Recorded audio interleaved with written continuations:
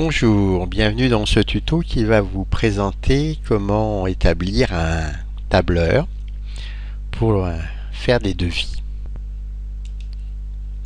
Alors par exemple la phase 00, je vais rentrer des valeurs un petit peu au hasard, mais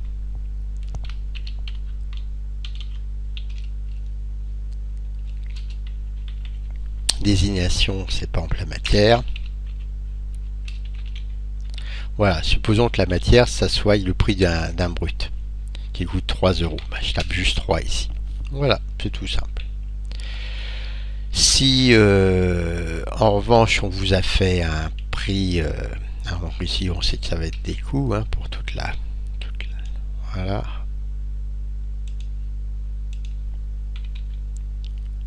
Une autre possibilité, on va supposer par exemple que vous achetiez la barre. La barre coûte 36 €. Voilà, donc ici toute cette colonne là, ce sera des sous. Et cette barre, vous avez besoin de la découper. Pour la découper, il vous faut du temps. Alors, je vais tout centrer.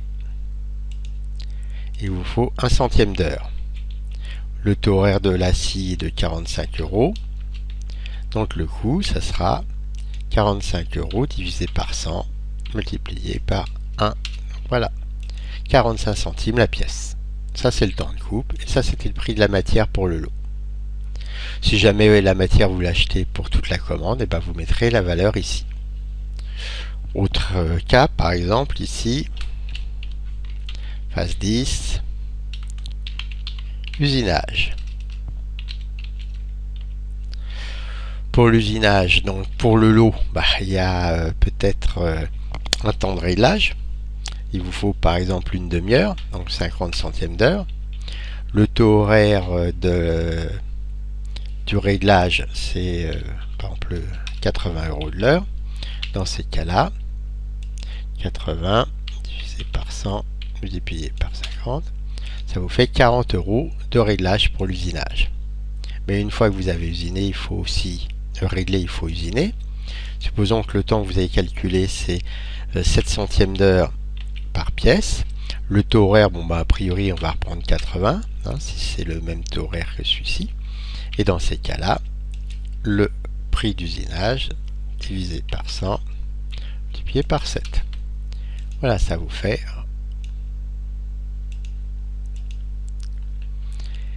5,60 € d'usinage, 40 € de réglage, en comptant une demi-heure.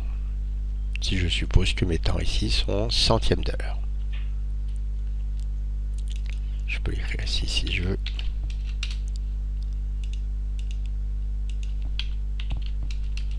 Voilà. Les taux horaires, bien sûr, sont en € par heure. On va prendre un autre exemple. Et on va supposer, voilà un autre exemple tout simple, la phase 20. C'est de l'usinage aussi. Il vous faut 15 centièmes d'heure pour faire la pièce. C'est sur un CU qui est à 105 € de l'heure. Donc automatiquement ici, ça vous fait 15,75 €.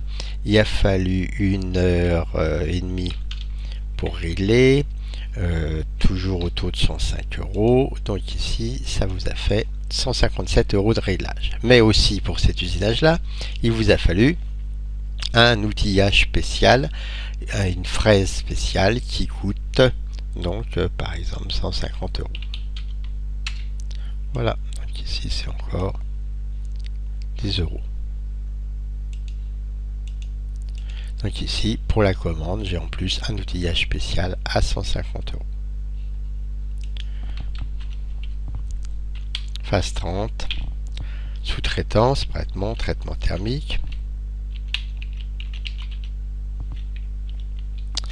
Le traitement thermique, vous avez négocié un prix par lot. Donc ici, vous avez négocié par exemple que pour le lot, on vous prendrait 250 €.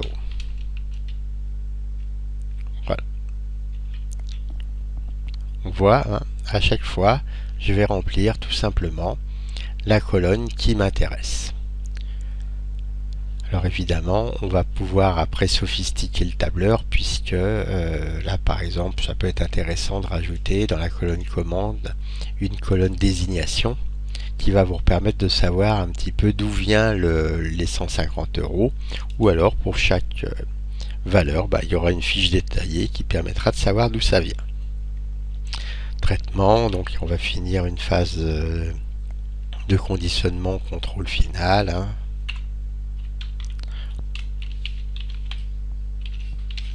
Transport UPS. Voilà, ça le transport UPS pour le lot, vous l'avez facturé. On vous a compté un lot à 150 € de frais de transport.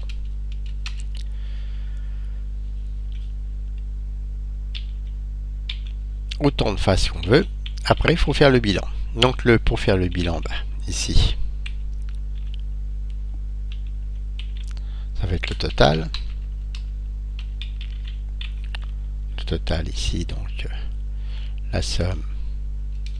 Voilà. La somme. La somme. La particularité, c'est que cette somme a lieu pour un lot, alors que celle-ci a lieu pour une pièce. Et ici, celle-ci pour une commande. Donc là, ce qu'il faut savoir, c'est le nombre de pièces par lot.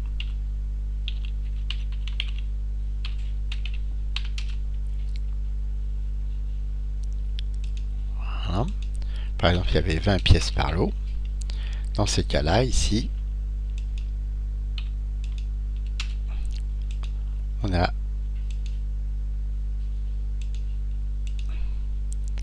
le total pour le lot.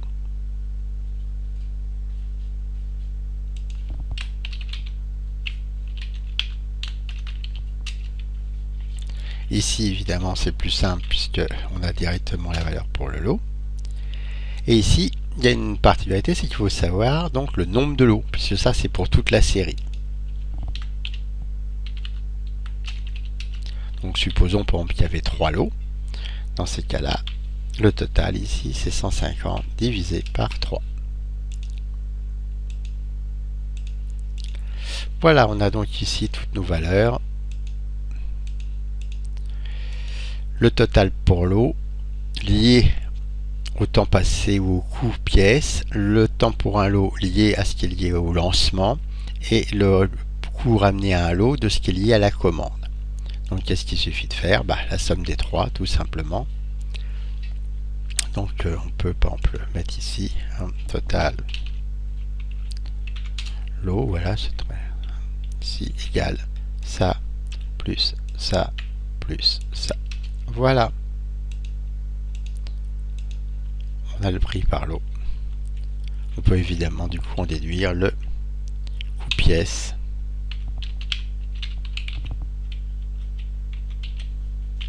Qui sera ça divisé par ça. Voilà, on a une pièce à 55,98 €. Il manque quoi dans ce tableur? Oui, bon, des détails qu'on aimerait bien avoir. La notion qu'à l'atelier, on ne fait pas toutes les pièces bonnes. Et non. Donc, comme on ne fait pas toutes les pièces bonnes, il y a deux méthodes. La première, c'est d'augmenter le nombre de pièces lancées. C'est-à-dire que si on en veut 20 chez le client, il faut peut-être en lancer au moins 22 pour pouvoir faire des réglages. L'autre possibilité, c'est d'utiliser un taux de difficulté. C'est-à-dire qu'à la fin, on majore le prix en fonction de la difficulté de la pièce, puisque plus la pièce est difficile, plus on va louper de pièces en général. Alors qu'est-ce qui change? C'est que je vais pas en faire 20 des pièces en réalité. Je vais en faire 22, 23 ou 24. Donc c'est ce chiffre-là qui est pas bon. Donc en réalité, ça va me coûter plus de 436. Voilà. Et ici, je mets pièces d'essai.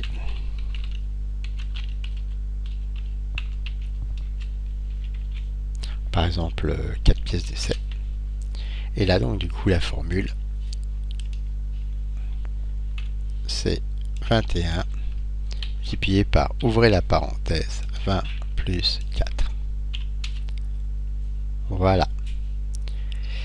En revanche ici, sur le coût de la pièce, je continue à garder mon 20.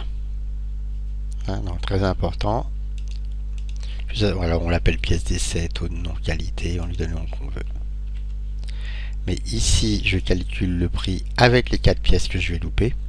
Alors que ici, quand je cherche, j'ai donc le prix de mon lot me coûte réellement 1206,70 € et je vais réellement vendre 20 pièces au client. Donc il faut bien que je lui vende 60,34 € pour obtenir mon argent. Voilà, la fameuse pièce d'essai qui est ici, qu'on a rajouté à la fin. Je rappelle que dans le tableur que j'ai fait, je considère que la FAO, le service contrôle, le service planification, le service, tous les services généraux rentrent dans le taux horaire, c'est-à-dire que ici le taux horaire qui est ici sera pour moi un THO, taux horaire objectif. Voilà, à chaque fois.